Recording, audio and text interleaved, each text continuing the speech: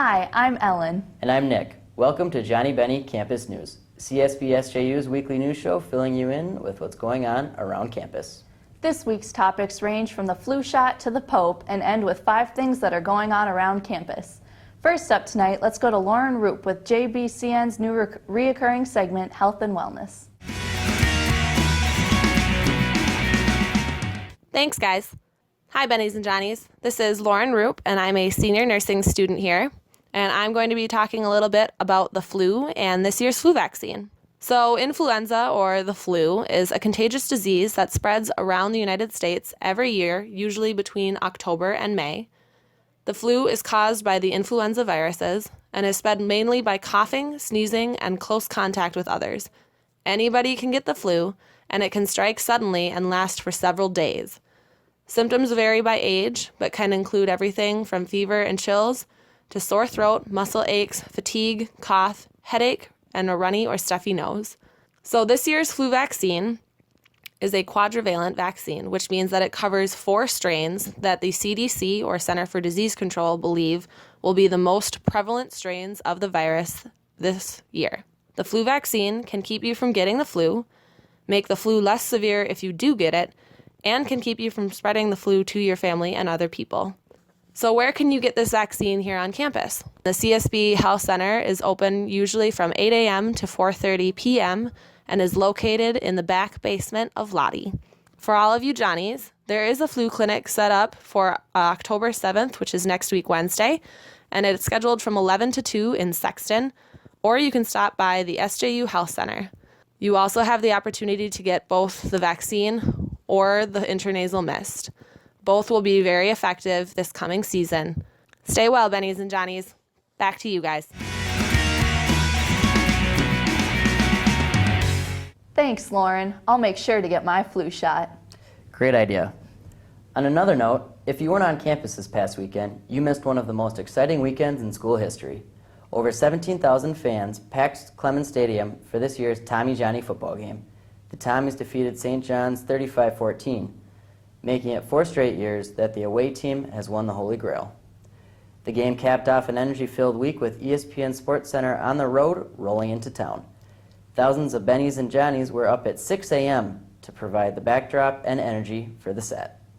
Johnnies, if you've lived in Tommy, Joe Hall, or Seton, you may not be able to show the buildings to your children. Residential Life has begun discussions on a long-term proposal to overhaul St. John's housing. The proposal currently slots Tommy, Joe Hall, and Seton for demolition. Also in the proposal are 4 new buildings to give housing a facelift. We'll follow the story as it progresses and pass the details along to you. That will be fun to watch. Next up tonight, our very own Cayman Salitros sits down with St. John's senior Will Jude to discuss his recent trip to see the Pope. Will and 30 other Bennies and Johnnies traveled to Philadelphia for this once-in-a-lifetime opportunity.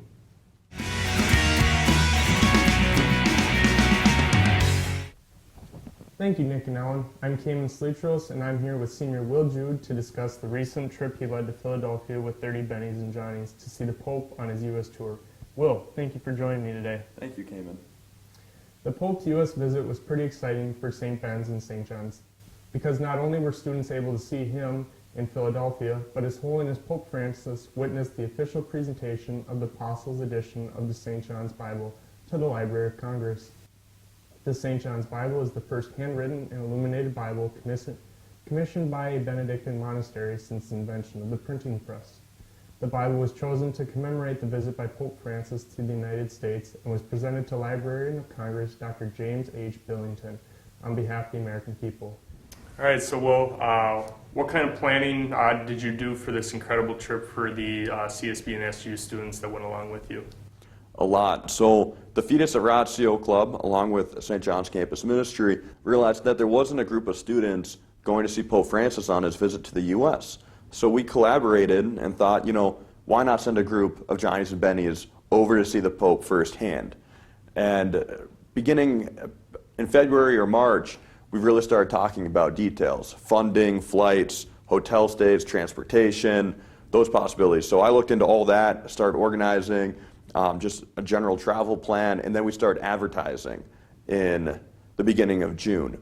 And the trip filled up pretty quickly over the summer, considering that most students don't check their emails And once the trip filled, then I worked on just solidifying plans at the hotel, the airline, the busing, the trains in the city, and then had to try to get tickets for the papal events. Okay, and can you give us kind of a brief recap of what went into this trip and what did you guys do, I guess, over there during your couple days in Philly? Okay, so we ended up going to 3 of the papal events. We got tickets to 2 of them. So most people saw the Pope at least twice. Once during his speech at Independence Hall, we got closest to him when he was coming in on the Pope-mobile. I think that some people got within 20 feet of him on the Pope-mobile, which is awesome. And then we also saw him firsthand when he was coming in on the Pope-mobile at the Papal Mass this past Sunday.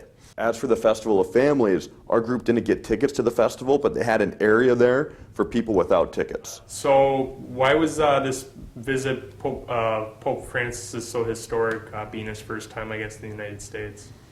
Well, he came here primarily for the World Meeting of Families, which is pretty much an event held once every 3 years somewhere around the world just for Catholics and Christians to come together to discuss problems facing the family and society and how the church can properly address those issues. All right, so after hearing a couple of the Pope's speeches, what kind of messages did you get and what did he kind of share with his very large audience? Well, his speech at Independence Hall was primarily focused on religious liberty and immigration. So those 2 issues were highlighted quite a bit, but I think more specifically pertaining to the family, he spoke often of how we have to protect the most vulnerable in society, including the unborn, children, and the elderly. Okay. And kind of the final question, what kind of impact do you think this trip had, not on just you, but the rest of the members in your group, I guess, if you were able to talk to them? Well, I think that that's something else that Pope Francis emphasized, was how important and crucial the family is in today's society. If you want a strong society, you need to begin with having strong families. But I think that's something that students can bring back to campus is just a renewed sense of mission, which is something that Pope Francis has spoke so much about. You have to go out and set the world on fire. And that's a quote from St. Catherine of Siena. But Pope Francis wants Catholics to take everything they've learned at church and, even in your theology classes, whatever, and just go out and share the love of Christ with other people. And that's the bottom line. And there's so many opportunities to do that on campus here at St. John's and St. Ben's. Awesome. Well, thank you for taking time to sit down with me and share your experiences. Sounds like it was a great trip for you guys. It was amazing. Thank you, Cayman. This has been Cayman Slichos for JBCN. Now back to Nick and Ellen.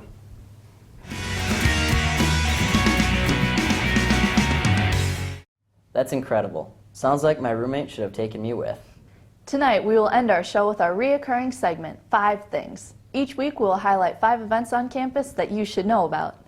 First on our list, there will be a comedian tonight in the Stephen B. Humphrey Theater beginning at 9 p.m. Maybe he can teach you some jokes. If you're looking for an FAE credit, you should really attend number 2 on our list of things. The Pigeoning, a darkly comedic and heartfelt puppet theater performance, will be Saturday night at 7:30. Third on the list, who stole the American dream? Do you want to find out? Join former New York Times reporter Hedrick Smith as he visits CSBSJU to discuss his newest book on Tuesday, October 6th at 7:30 in the SJU Pellegrin Theater. Interested in studying abroad or want to learn more about the many programs offered at CSBSJU? Then you should attend the Study Abroad Fair from 2 to 4 p.m. on Wednesday in Guild Hall at SJU. And last but not least, end your Wednesday night with Praise in the Pub, starting at 8:50 p.m. in Brother Willie's Pub. That's all for tonight. Thanks for tuning in. I'm Ellen. And I'm Nick. See you next week, Bennies and Johnnies.